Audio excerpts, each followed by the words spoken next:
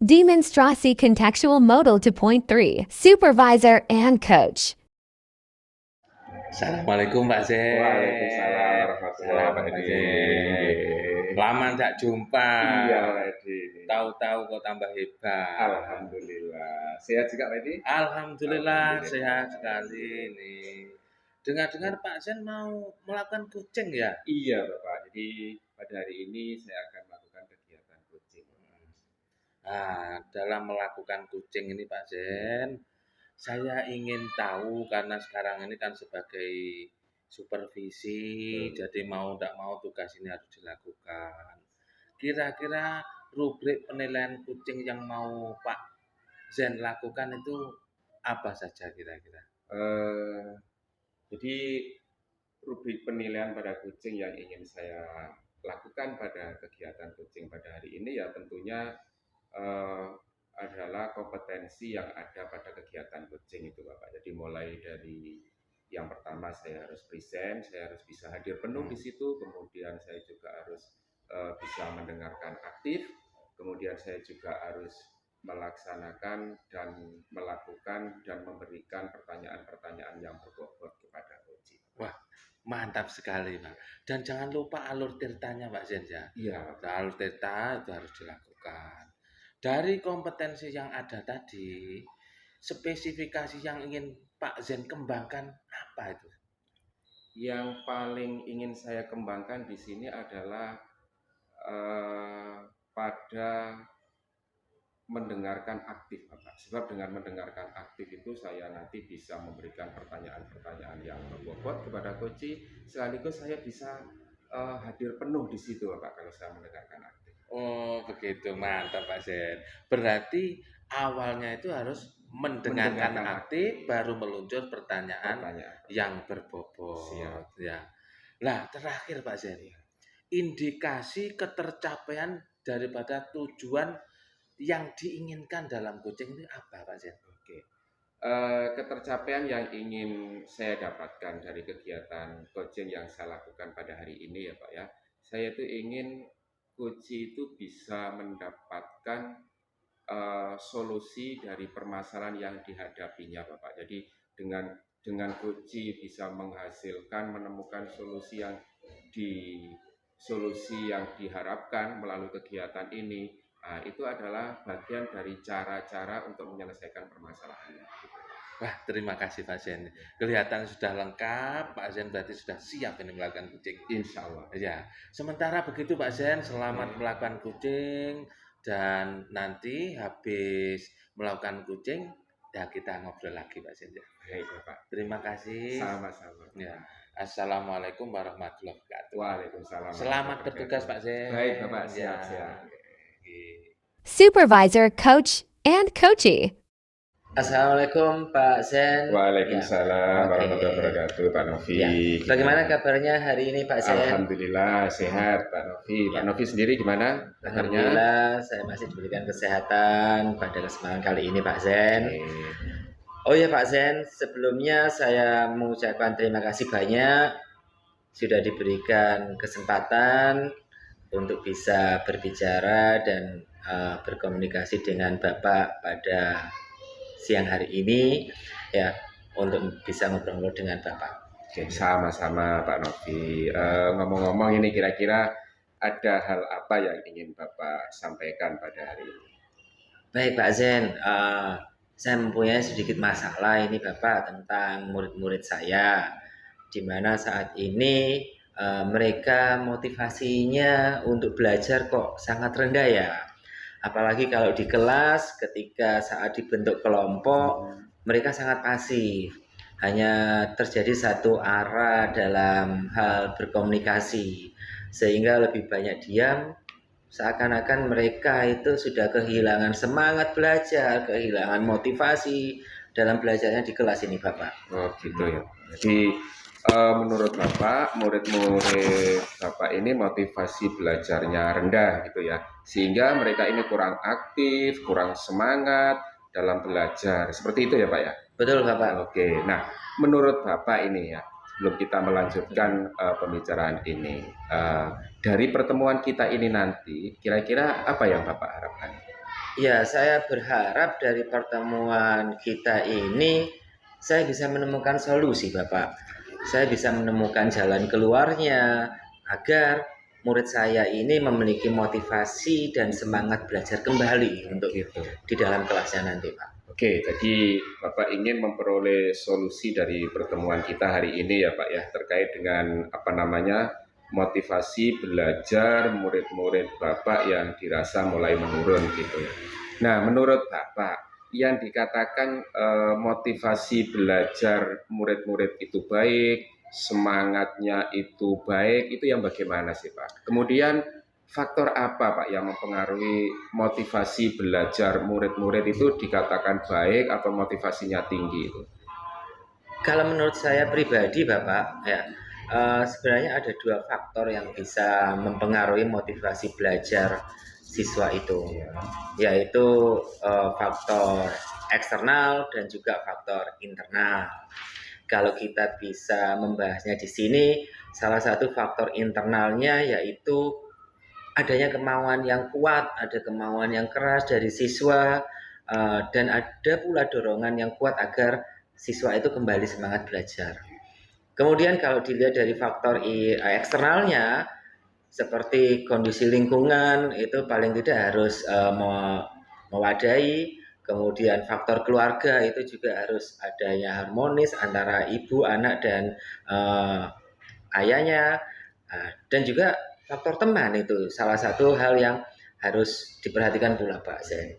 jadi menurut Bapak motivasi belajar anak itu bisa dipengaruhi oleh dua faktor Bapak ya. Betul, Pak. Jadi faktor internal dan eksternal. Faktor internalnya adalah mulai dari kemauan dan semangat yang ada dalam diri masing-masing anak. Kemudian faktor eksternalnya bisa dari kondisi lingkungan, Betul. dari lingkungan keluarga ataupun teman dan gitu ya Pak ya. Yeah. Nah, sekarang misal ini Pak kita ukur ya dengan skala taruhlah gambarannya skala 1 sampai 10. Ya. Kira-kira murid-murid Bapak ini berada di level berapa ya Pak? Kalau menurut saya pribadi sih Pak, murid-murid saya ini ada di level 6 Pak. Level 6 ya Pak. Ya. Nah, sesuai dengan harapan Bapak, idealnya kira-kira murid Bapak itu berada di level berapa ya Pak? Ya saya berharap sih siswa saya ini bisa berada di level 9 ini Pak. Gitu ya. Kira-kira apa yang bisa Bapak lakukan supaya bisa mencapai di level 9 itu untuk murid-murid Bapak? Mungkin saya akan melakukan refleksi Bapak.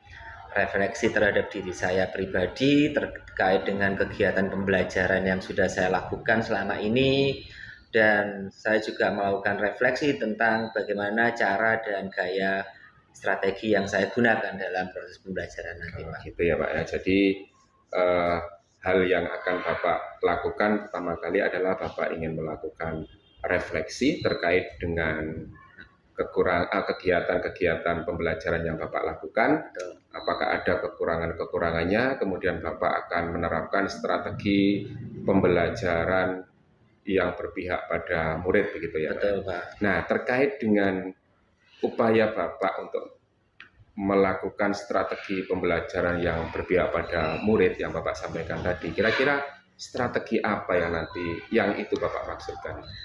Ya, saya mencoba akan merubah strategi pembelajaran yang saya lakukan Bapak. Mungkin, kalau menurut saya mungkin saja selama ini strategi dan model pembelajaran yang saya lakukan ini kurang bervariasi.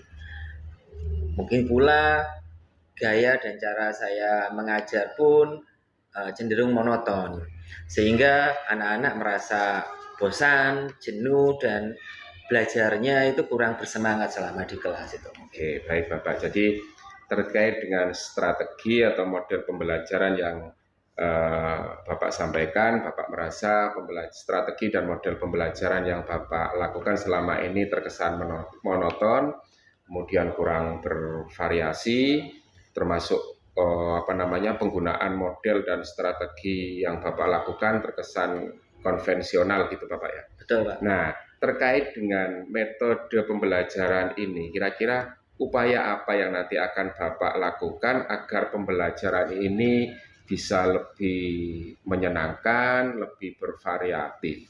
Nah, adakah hal yang akan Bapak eksplor lebih lanjut ini? Iya Pak, kemungkinan nantinya saya akan merubah cara dan gaya pembelajaran saya.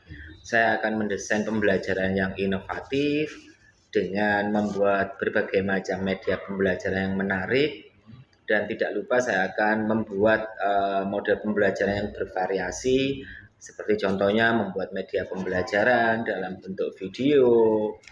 Terus kemudian saya juga menyelipkan ice breaking kepada murid-murid saya untuk lebih bersemangat lagi. Dan mungkin pula saya juga akan memenuhi kebutuhan belajar mereka sesuai dengan gaya belajarnya dan juga sesuai dengan profil pelajar Pancasila, Pak. Oke, jadi kalau saya perhatikan, saya cermati dari beberapa upaya yang Bapak sebutkan tadi, ada Bapak ingin mendesain pembelajaran yang inovatif, yang menarik gitu ya Pak ya, dengan pembelajaran yang berdiferensiasi, kemudian Bapak juga di dalam pembelajaran itu akan menggunakan atau menyelipkan ice breaking agar mood dan motivasi anak itu bisa menjadi naik dan anak bisa fokus. Kemudian Bapak juga akan menggunakan media pembelajaran yang berbasis IT gitu ya, Pak ya. Nah, dari yang Bapak sampaikan di atas itu sebagai upaya untuk meningkatkan motivasi belajar anak. Nah, kira-kira yang mana yang akan menjadi prioritas Bapak dalam waktu dekat ini? Mungkin yang pertama yang akan saya lakukan yaitu memetakan kebutuhan belajar siswa saya, Pak. Mungkin itu dulu yang paling utama, karena setelah itu kemungkinan akan saya lakukan dengan pola merancang, mendesain pembelajaran sesuai dengan kebutuhan murid-murid saya, Pak. Oke, jadi yang pertama kali nanti akan Bapak lakukan adalah Bapak akan memetakan kebutuhan belajar murid-murid Bapak. Setelah itu Bapak akan mulai merancang, kemudian mendesain kegiatan pembelajaran yang sesuai dengan kebutuhan murid-murid Bapak. Gitu ya Pak ya. Nah sekarang ini menurut Bapak, siapakah yang kira-kira nanti bisa membantu rencana Bapak yang Bapak sebutkan tadi itu dapat terlaksana Pak? Iya Pak, yang jelas pasti saya tidak akan bisa melakukan sendiri. Saya pasti akan melakukan dengan cara berkomunikasi dengan teman sejawat, dan juga bagi teman-teman yang sudah melaksanakan pembelajaran berdiferensiasi, tidak lupa juga saya menggali dan mencari tahu kepada teman-teman yang sudah ahli dalam bidang IT. Dari situ saya bisa mendapatkan arahan dan petunjuk terkait dengan pembuatan video pembelajaran yang menarik kepada siswa saya. Oke, baik Bapak. Jadi di sini Bapak akan komunikasi, akan konsultasi dengan rekan sejawat ya, yang ada di sekolah Bapak terkait bagaimana menerapkan pembelajaran yang sesuai dengan kebutuhan murid atau pembelajaran berdiferensiasi. Kemudian Bapak juga akan konsultasi terkait dengan pembuatan media yang berbasis IT gitu ya Bapak ya. Nah sekarang kalau boleh tahu nih Pak, kira-kira kapan ya waktunya Bapak akan melaksanakan ini?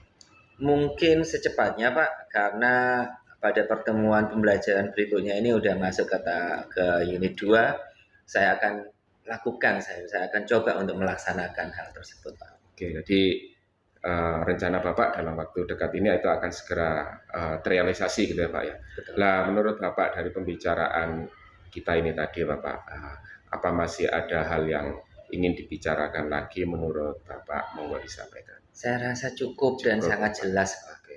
Baik, ya kalau begitu sebelum kita mengakhiri bincang-bincang ini, apa yang Bapak dapatkan dari obrolan kita pada hari ini Pak?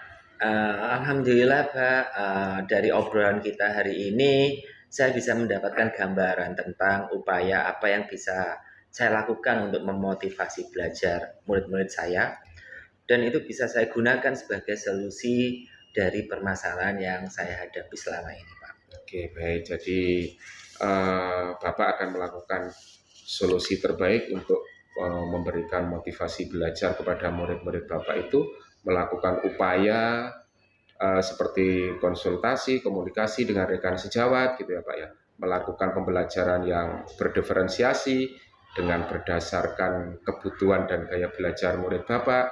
Kemudian Bapak juga menyelipkan beberapa ice breaking agar anak itu menjadi rileks dan semangat dalam belajar. Kemudian Bapak juga akan menggunakan media yang berbasis IT sesuai dengan kondisi dan tuntunan zaman saat ini gitu ya Bapak ya. Betul. Nah selanjutnya saya menunggu cerita Bapak dalam upaya memotivasi belajar murid-murid Bapak dan bagaimana progresnya nanti ke depan yang Bapak lakukan gitu ya Pak. Oke, siap Pak. Sampai ketemu di lain kesempatan. Baik. Sekali lagi terima kasih atas waktu dan kesempatannya yang diberikan kepada saya.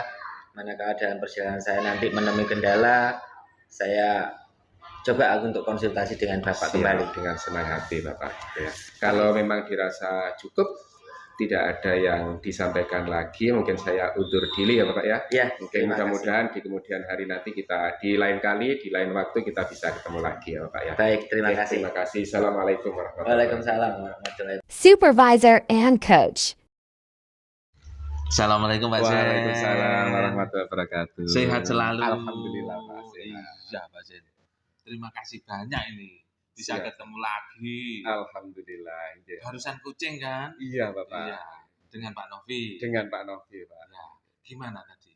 Apakah coachingnya berjalan lancar? Alhamdulillah tadi saya melaksanakan coaching, saya rasa sudah berjalan dengan baik, dengan lancar Pak.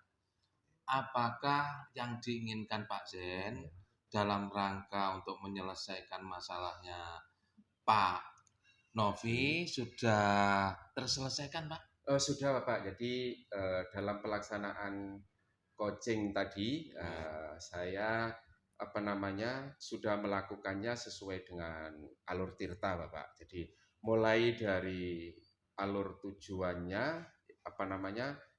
mulai dari menanyakan alur tujuan, kemudian mengidentifikasi masalahnya, kemudian rencana aksi dan tanggung jawab. Kemudian saya juga sudah berusaha untuk menggali kompetensi dari coach ya, untuk menemukan solusi dari permasalahan-permasalahan yang dihadapi oleh coach Bapak.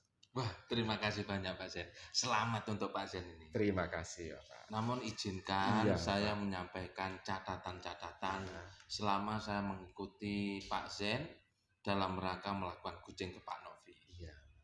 Yang pertama Pak Zen sudah melakukan sesuai dengan standar alur tirta, betul itu. Kemudian berkaitan dengan kompetensi alur tirta yang tadi Pak Zen ingin kembangkan, bahwa akan mendengarkan dengan aktif, kemudian memberikan pertanyaan yang berbobot Pak Zen ya. Iya. Bukan memberondong pertanyaan yang berbobot. Iya, tapi mendengarkan memberikan pertanyaan yang berbobot. Iya. Nah, berbobot ini artinya akan memberikan pertanyaan yang menginspirasi Pak Novi untuk mencari solusi.